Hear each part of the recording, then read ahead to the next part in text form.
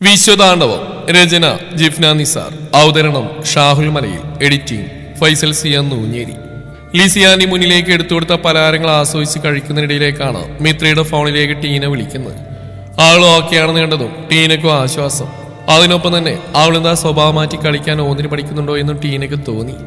വാടിക്കുഴഞ്ഞുകൊണ്ട് യാത്ര പറഞ്ഞു പോയവൾ വീട്ടിലെത്തിയോ എന്നറിയാൻ വിളിക്കുമ്പോൾ സന്തോഷത്തോടെയാണ് മറുപടി പറയുന്നത്. ആളുടെ കാര്യത്തിൽ അഭി പറഞ്ഞ പോലെ ആള് വഴിക്ക് തന്നെ വിടുക എന്നാണ് നല്ലതെന്ന് ടീനയ്ക്കും തോന്നി. കോളേജ് എങ്ങനെയുണ്ട്? നീ ഓക്കെ അല്ലേ? കുഴപ്പമൊന്നുമില്ലല്ലോ അല്ലേ?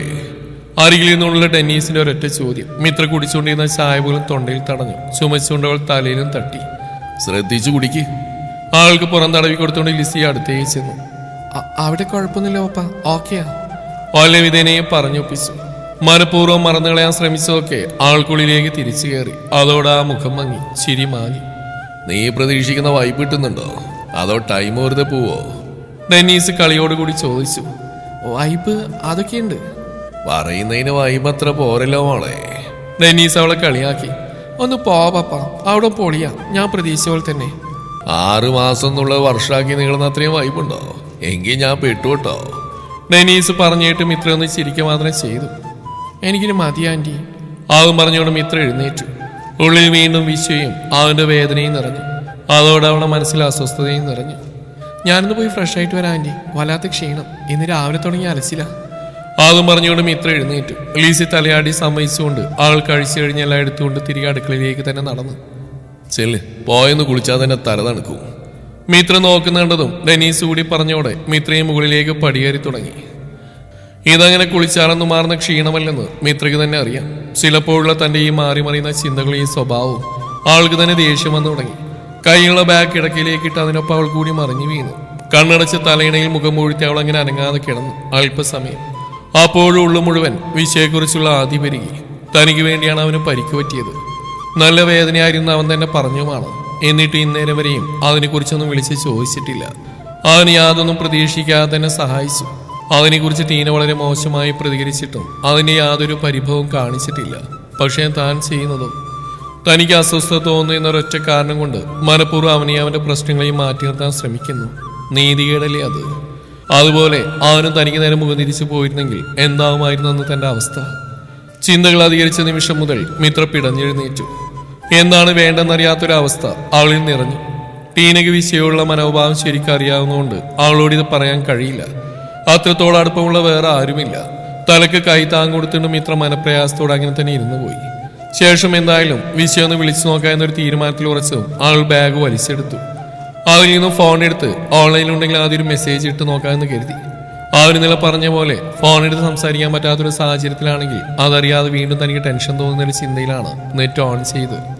ഗ്രൂപ്പിൽ നിന്നുള്ള മെസ്സേജുകളുടെ ബഹളമാണ് ആദ്യം തന്നെ അവളെ വരവേറ്റത്. ഇന്ന് പോയെടുത്തെന്നും എല്ലാവരും എടുത്ത ഫോട്ടോ ഷെയർ ചെയ്യുന്ന തിരക്കിലാണ്. വിശ്വ എന്ന് എഴുതിയിട്ട നമ്പറിൽ നിന്ന് വന്ന് കിടക്കുന്ന ഒരു മെസ്സേജ്. അതിലേക്ക് നോക്കുമ്പോൾ അവളൊന്നാകെ വിറച്ചു. ആ വിറയിലോടെ തന്നെയാണ് അത് ഓപ്പൺ ചെയ്തു. അപ്പോഴെല്ലാം തനിക്ക് ഇതുവരെ അനുഭവപ്പെടാത്ത വിധമുള്ള ആ വിറയിലും വെപ്രാളവും അവൾക്ക് അത്ഭുതവും തോന്നുന്നുണ്ട് തന്റെ ചെയ്തികളെ കുറിച്ച് ഓർത്തുകൊണ്ട്. ആയി മിത്ര, താൻ ഓക്കെയാണല്ലോ അല്ലേ? അത്രയുമാണ് വിശ്വയുടെ മെസ്സേജ്. താൻ പെട്ടെന്ന് ഫോൺ കട്ട് ചെയ്തു പോകുന്നതാണ്. തീർച്ചയായും അതുകൊണ്ടായിരിക്കും അവനത് ചോദിച്ചെന്ന് മിത്രക്ക് ഉറപ്പായി. ആൾക്കപ്പോൾ കടുത്ത കുറ്റബോധം തോന്നി. അവനെ മറന്നു കളയാൻ ശ്രമിക്കാതെ താൻ അവനെ തിരിച്ചു വിളിച്ചിട്ട് സംഭവിച്ച കാര്യങ്ങളെക്കുറിച്ച് ശരിക്കും ചോദിച്ചറിയാമായിരുന്നു. അതൊന്നും ചെയ്തില്ല. വിശ്വ ഓൺലൈൻ തന്നെയാണെന്ന് കണ്ടതും വീണ്ടും മിത്രക്ക് ഒരു പരവേശം അനുഭവപ്പെട്ടു. ഹായ് വിശ്വ. അത് ടൈപ്പ് ചെയ്ത് മറുപടി കാത്തിരിക്കുമ്പോൾ അവളുടെ കണ്ണുകൾ ഞൊടിയുടെ പോലും ഫോൺ സ്ക്രീനിൽ നിന്നും തെന്നി മാറിയില്ല. അവനത് കാണുന്നുണ്ട്. അതേ നിമിഷം തന്നെ മറുപടി ടൈപ്പ് ചെയ്യുന്നതെന്നറിഞ്ഞതും ആൾക്ക് വീണ്ടും വെപ്രാളം. അതെന്താവും എന്നറിയാനൊരു ആകാംക്ഷ. ഫ്രീ ആണെങ്കിൽ ഒന്ന് വിളിക്കണം, എനിക്ക് ടൈപ്പ് ചെയ്യാൻ ബുദ്ധിമുട്ടാ. അത്രയുമാണ്. രണ്ടാമെന്ന് ആലോചിച്ച് നിൽക്കാതെ മിത്ര അവന്റെ നമ്പറിൽ കോൾ ചെയ്തു. താൻ എന്തൊരു പണിയോട് കാണിച്ചത്? പറഞ്ഞുകൊണ്ടിരിക്കുന്നതിൻ്റെ ഇടയിൽ തന്നെ ഫോൺ കെട്ടി ഒറ്റ പോക്കങ്ങ് പോയതാ.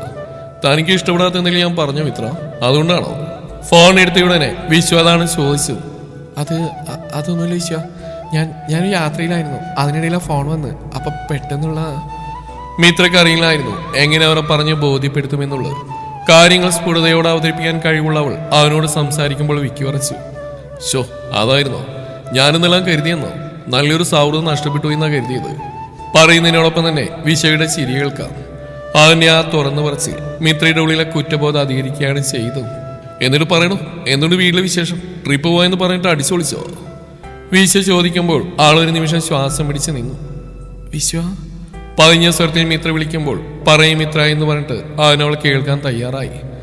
എന്നോട് ദേഷ്യം തോന്നുന്നുണ്ടോ? അതെന്നാണ് താൻ അങ്ങനെ ചോദിച്ചത്? അവന്റെ സ്വരത്തിൽ അമ്പരപ്പുണ്ടെന്ന് മിത്രയ്ക്ക് ഉറപ്പുണ്ട്. പക്ഷേ അവൾക്ക് അപ്പോഴത് ചോദിക്കാതിരിക്കാനും പറ്റിയില്ല. എനിക്കറിയില്ല.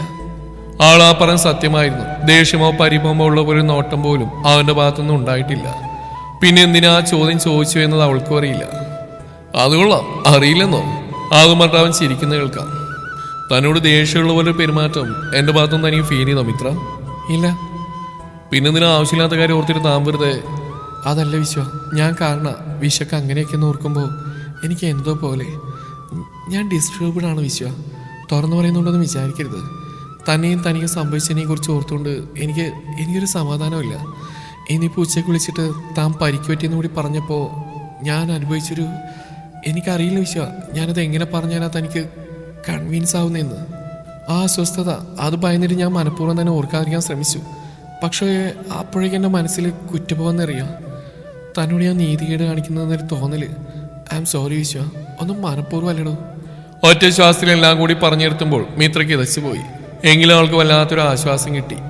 എൻ്റെ ദൈവമേ, താൻ എന്തൊക്കെയാണ് ഈ ചിന്തിച്ചു കൂട്ടിയേക്കുന്നത്? വീശ ചോദിക്കുമ്പോൾ ആളൊന്നും മിണ്ടിയില്ല. താൻ നിർബന്ധിച്ച് ചോദിച്ചുകൊണ്ട് മാത്രം മിത്ര ഞാൻ അപകടത്തിന്റെ കാര്യം പറഞ്ഞു. അപ്പോഴും തന്നോട് എനിക്കൊരു ദേഷ്യമില്ലെന്ന് തനിക്ക് തോന്നുമെന്ന് തന്നെയല്ലേ ഞാൻ സംസാരിച്ചത്. എന്നിട്ട് പിന്നെ താൻ എന്തൊക്കെയാ വിഷയം? ഞാൻ പറഞ്ഞില്ലേ, മനഃപൂർവ്വമല്ല. ആദ്യമായിട്ടായിരിക്കും ഒരാൾ എനിക്ക് വേണ്ടി ഇങ്ങനെയൊക്കെ ആദ്യമായി എന്ന് പറയുമ്പോൾ ഇതുവരെ ഇങ്ങനെ ഒരു അവസരം ഉണ്ടായിട്ടില്ല. ഞാൻ ഉണ്ടാക്കിയിട്ടില്ല. എനിക്ക് നേരെ വരുന്ന പ്രശ്നം ഞാൻ തന്നെ സോൾവ് ചെയ്യായിരുന്നു പതിവ്. ഇത് പക്ഷേ 2 പ്രാവശ്യം എനിക്കതിന് പറ്റിയില്ല. അതിൻ്റെ ഇരയായത് വിഷയം ഒരുപക്ഷെ ജീവിതത്തിൽ ആദ്യമായിട്ട് സംഭവിച്ചുകൊണ്ടായിരിക്കും. എനിക്കറിയില്ല വിശ്വ ഇനി അതെങ്ങനെ ഡീൽ ചെയ്യണമെന്നൊന്നും. പക്ഷേ ഇതിൻ്റെ പേരിൽ തനിക്ക് ഇനിയൊരു പ്രശ്നം വരുന്നത് അതെനിക്ക് മിത്രാണ്. എന്നെ സ്മേഹത്തിൽ അത്യാവശ്യം ചങ്കുറപ്പുള്ള ആളാണെന്നാ ഞാൻ കരുതി വെച്ചിരുന്നത്. തന്നെ കണ്ടപ്പോഴും തന്നോട് സംസാരിച്ചപ്പോഴെല്ലാം എനിക്ക് അങ്ങനെ തന്നെയായിരുന്നു ഫീൽ ചെയ്തിരുന്നത്. ഇത് പക്ഷേ എൻ്റെ ധാരണകളെല്ലാം മാറ്റി തിരുത്തി കയ്യിൽ തന്നല്ലോ. താൻ ഇത്രയും സില്ലിയാണല്ലോ? വീശ ചിരിച്ചുകൊണ്ട് തന്നെയാണ് ചോദിക്കുന്നത്. അത് വിശ്വ, ഞാൻ പറഞ്ഞല്ലോ. മിത്ര വീണ്ടും അവളുടെ ഭാഗം ഒന്ന് കൂടി ക്ലിയർ ചെയ്ത് പറഞ്ഞു കൊടുക്കാൻ ശ്രമിച്ചു. തൽക്കാലം കുറച്ചു നേരം ഒന്നും പറയണ്ട, ഞാൻ പറയുന്നൊന്ന് കേൾക്കുമോ മാഡം? അതിനെ ആ പറച്ചിൽ കേട്ടപ്പോൾ മിത്രയ്ക്ക് ചിരി വന്നു. മിത്രാണ് എന്നെ സ്മേഹത്തിൽ കാരണമൊന്നുമല്ല എനിക്കത് പറ്റിയത്. അതിൻ്റെ പേരിൽ താൻ കൊണ്ടിടക്കുന്ന ആ ചീഞ്ഞ കുറ്റബോധം എന്ന് പറയുന്ന സംഗതിയില്ലേ, അതെടുത്ത് ദൂരെ കളഞ്ഞിട്ട് വേണം ഞാൻ പറയുന്നത് കേൾക്കാൻ. ഏറ്റോ? വീശ ചോദിക്കുമ്പോൾ ആളത് മോളി സമ്മതിച്ചു. തുടക്കത്തിലുണ്ടായിരുന്ന ആ ബുദ്ധിമുട്ട് മാറി അവനോട് സ്വസ്ഥമായി ഇടപെടാൻ കഴിയുന്ന ഒരു പരുവത്തിലേക്ക് മിത്ര മാറി. അല്ലെങ്കിൽ സംസാരിച്ചുകൊണ്ട് വിശ്വ അവൾ അങ്ങനെ മാറ്റിയെടുത്തു. താനല്ല തൻ്റെ സ്ഥാനത്ത് വേറെ ഏത് പെൺകുട്ടിയായിരുന്നാലും അന്ന് ചെയ്തു തന്നെ ഞാൻ ചെയ്യുമായിരുന്നുള്ളൂ. അങ്ങനെ ചെയ്യാൻ ഞാൻ പഠിച്ച എൻ്റെ വീട്ടിൽ നിന്നാണ്. അങ്ങനെ ചെയ്യാൻ പഠിപ്പിച്ച എൻ്റെ അമ്മയാണ്. ശാന്തമായിട്ടാണ് വിശ്വ പറയുന്നത്. അതുകൊണ്ട് നീ കാരണം എന്നുള്ള സെൻറ്റിയൊന്നും വേണ്ട. പിന്നെ രാഹുൽ, അവനെ ഞാൻ വെറുതെ വിടുന്നതാണോ? ഒരിക്കലുമില്ല. തനിക്ക് ഇനിയൊരു പ്രശ്നം ഉണ്ടാവുമെന്ന് കരുതി ഞാൻ വേണ്ടെന്ന് വെച്ചാ. അപ്പം അവൻ എന്നെ ഇങ്ങോട്ട് കയറി ചൊറിഞ്ഞു പോയിരിക്കുന്നു. ഇനി അവനെ ശരിക്കും മാന്തി പൊളിച്ചു വിടാതെ ഈ വിശ്വ അടങ്ങിയിരിക്കുന്നതാണോ മിത്രയുടെ സ്നേഹത്തിൽ താങ്കൾ കരുതിയിരിക്കുന്നത്? എങ്കിലും അത് വെറുതെയാ. പിടിച്ചിരുത്തും പോലെ രസകരമായ അവന്റെ സംസാരം മിത്ര ചിരിയോടെ തന്നെ അതിന് കാതോർത്ത് നിന്നുപോയി. വല്ലതും മനസ്സിലായോ? അതോ ഞാൻ വെറുതെ കൂടം കമിഴ്ത്തി വെച്ചിട്ട് വെള്ളമൊഴിക്കുന്ന പോലെയാണോ? വീശ ചോദിക്കുമ്പോൾ മിത്രയുറക്കെ ചിരിച്ചുപോയി. ഓ ദൈവമേ, അപ്പൊ ഫലമുണ്ട്. അവനും ആശ്വാസത്തിന്റെ സ്വരമാണ്. കുറച്ചേറെ നേരമായി വിശ്വം ഇത്രയെല്ലാം പറഞ്ഞു മനസ്സിലാക്കാനുള്ള ശ്രമത്തിലാണ്. എനിക്കറിയാം വിശ്വ, താനീ പറഞ്ഞത് കാര്യങ്ങളെല്ലാം ഞാനും ഓർത്ത. പക്ഷേ ചില സമയം എനിക്കെൻ്റെ മൈൻഡ് ഓക്കെ ആവുന്നില്ല. അതാ പ്രശ്നം. എന്നാ ഇനി അത് വേണ്ട, നമ്മൾ തിക്ക് ഫ്രണ്ട്സ് അല്ലേ?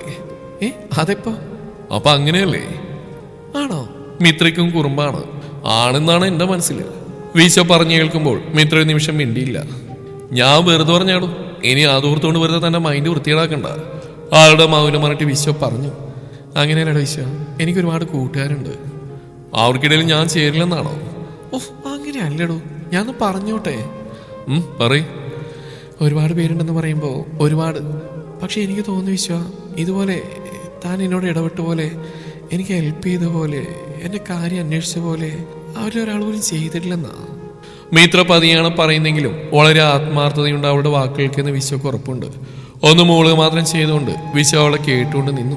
ചിലപ്പോൾ അതുപോലത്തെ ഒരു സാഹചര്യം ഉണ്ടാകത്തോണ്ടായിരിക്കും. പക്ഷേ എനിക്ക് തോന്നുന്നു വിശ്വ, താൻ കുറച്ചുകൂടി സ്പെഷ്യലായിരിക്കും. ഇതുപോലൊന്നും എനിക്കറിയില്ലടോ. താനിപ്പോൾ വളരെ കഷ്ടപ്പെട്ടുകൊണ്ട് എന്നെ പറഞ്ഞ് മനസ്സിലാക്കിയില്ലേ. അതുപോലെ എനിക്കറിയില്ല ഇതെങ്ങനെ തന്നെ പറഞ്ഞ് മനസ്സിലാക്കുന്നുള്ളത്. മിത്ര പറഞ്ഞു നിർത്തിയിട്ടും വിശ്വക്ക് യാതൊരു അനക്കവുമില്ല. അനു വിശ്വ താൻ പോയടോ? മിത്ര ആശങ്കയോടെ വിളിച്ചു നോക്കി. അപ്പോൾ ഫ്രണ്ട്സ് ഫിക്സ്. കുറുമ്പ് നിറഞ്ഞൊരു സ്വരം. മിത്രയ്ക്ക് ചിരി വന്നു. എന്ന് ഞാൻ പറഞ്ഞില്ല. പക്ഷേ ഞാൻ പറയുന്നു, എനിക്കിനി മിത്രയുടെ എന്നെ സ്നേഹത്തിൽ വന്നൊരു ഫ്രണ്ട് കൂടിയുണ്ട്. തനിക്ക് ഒരുപാട് ഫ്രണ്ട്സ് ഉണ്ടായിരിക്കും. അതിനിടയിലേക്ക് എന്നെ കൂടി ഒന്ന് പരിഗണിക്കാമെങ്കിൽ. അത്രയും നേരത്തെ സംസാരം കൊണ്ട് തന്നെ ആർക്കിടയിലുള്ള അകലം പാടെ നീങ്ങിപ്പോയിരുന്നു.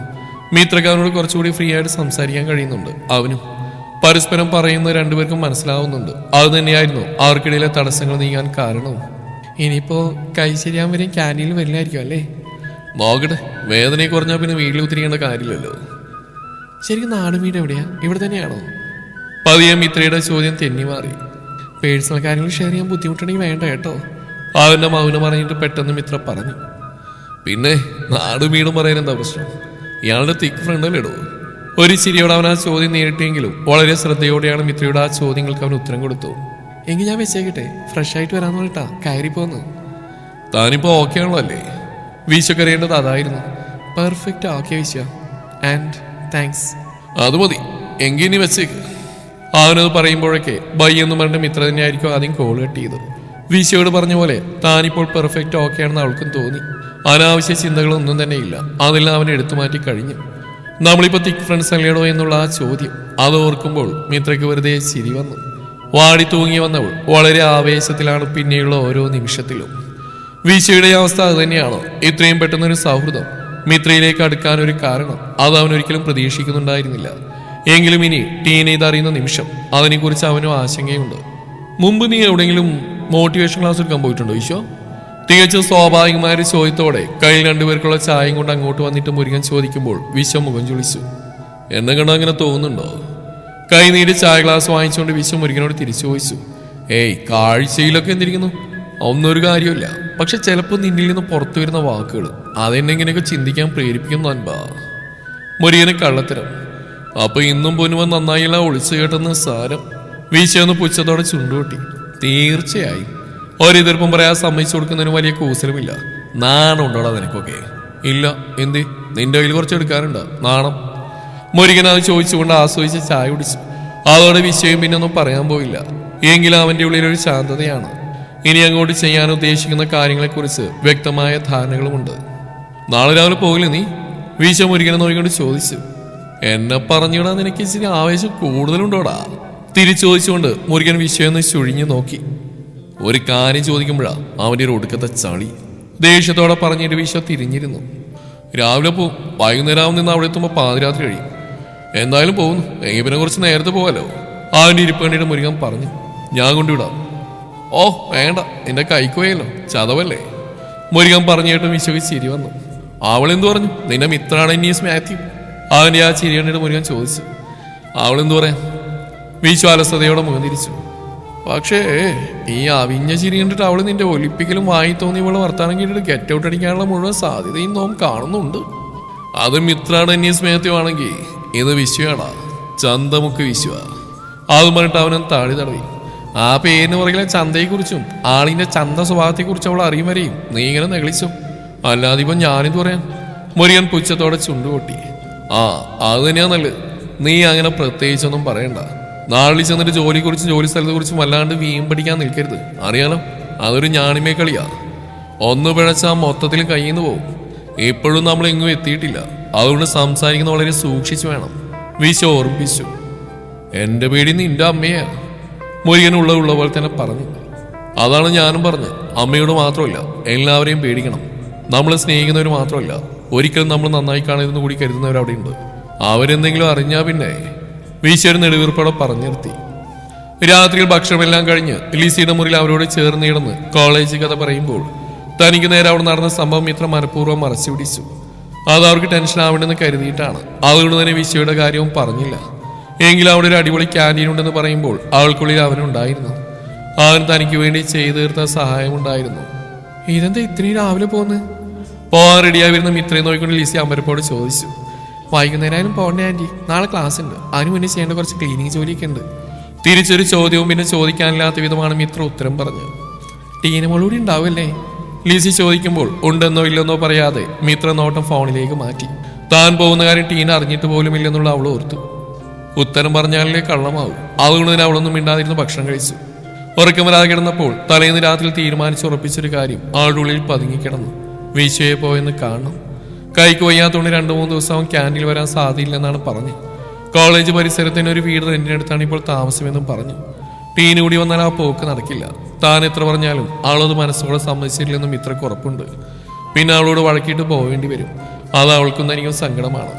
അതും പോരാഞ്ഞ് അതിന്റെ ദേഷ്യം കൂടി പിന്നെ കാണുമ്പോൾ അവൾ വിഷയോട് തീർക്കാനും മടിക്കില്ല. എല്ലാം ഓർത്ത് നോക്കിയപ്പോൾ രാവിലെ നേരത്തെ പോയിട്ട് അവനൊന്ന് പോയി കണ്ടിട്ട് ടീന തിരികെ വരും മുന്നേ വീട്ടിലേക്ക് തന്നെ എത്താമെന്നായിരുന്നു മിത്രയുടെ പ്ലാൻ. അങ്ങനെയാകുമ്പോൾ തനിക്ക് വിഷയെ കാണുകയും ചെയ്യാം. ടീന അതറിഞ്ഞിട്ട് അവനോട് വഴക്കിന് പോവുകയും ചെയ്യില്ല. തനിക്ക് വേണ്ടി ഒരു പരിക്കും ഏറ്റുവാങ്ങിയിരിക്കുന്നവനാണ്. അറിഞ്ഞില്ലെങ്കിൽ അതെങ്കിലും ന്യായം പറയാം. ഇതെല്ലാം അവൻ തന്നോട് പറഞ്ഞു കഴിഞ്ഞ സ്ഥിതിക്ക് ഒന്നുപോയി കണ്ടില്ലെങ്കിൽ അത് തീർച്ചയായിട്ടും നീതികേട് തന്നെയാവും. ഓരോന്നോർത്തുകൊണ്ട് മിത്ര വളരെ വേഗം തന്നെ കഴിച്ചു തീർത്തു. പോയിട്ട് വരാൻ ആന്റി. കെട്ടിപ്പിടിച്ചുകൊണ്ട് മിത്ര അവരോട് യാത്ര പറഞ്ഞു. ഡെന്നീസ് അതി രാവിലെ തന്നെ പോയിരുന്നു. അയാൾക്കെന്തോ ബിസിനസ് മീറ്റിംഗ് ഉണ്ടെന്ന് പറഞ്ഞിട്ട് മിത്രയെ വിളിച്ചുണർത്തി അവളോട് പറഞ്ഞിട്ടാണ് അയാൾ പോയത്. ഇത്രയും നേരത്തെ പോകുന്ന കാര്യം മിത്ര അയാളോടും പറഞ്ഞിട്ടില്ല. സൂക്ഷിച്ചു പോണം കേട്ടോ. എന്നത്തെയും പോലെ അമിത വികാരപ്രകടനമൊന്നും നടത്താതെ തന്നെ ലിസി മിത്രയെ യാത്രയാക്കി. പറഞ്ഞൊന്നും മറക്കില്ല കേട്ടോ. ട്രെയിനിൽ കയറി മുന്നേ വിശ്വ ഒന്നുകൂടി മുരുകനെ ഓർമ്മിപ്പിച്ചു. നീ കൂടി വരണമായിരുന്നു. എനിക്ക് ഒറ്റയ്ക്ക് പോയിട്ട് എന്തോ പോലെ. അവനപ്പോഴും അത് തന്നെയാണ് പറയാനുള്ളത്. അമ്മയോടൊന്നിലും വാങ്ങിക്കാനുണ്ടോ എന്ന് ചോദിക്കട്ടോ. വേണ്ടെന്ന് പറഞ്ഞാൽ അടുക്കളയിലൊക്കെ ഒന്ന് ചെന്ന് നോക്കണം. മുരുകൻ പറഞ്ഞ് ശ്രദ്ധിക്കുക പോലും ചെയ്യാതെ അവൻ വീണ്ടും പറഞ്ഞു. അതിനിടയിൽ തന്നെ ട്രെയിൻ പതിയെ ചലിച്ചു തുടങ്ങി.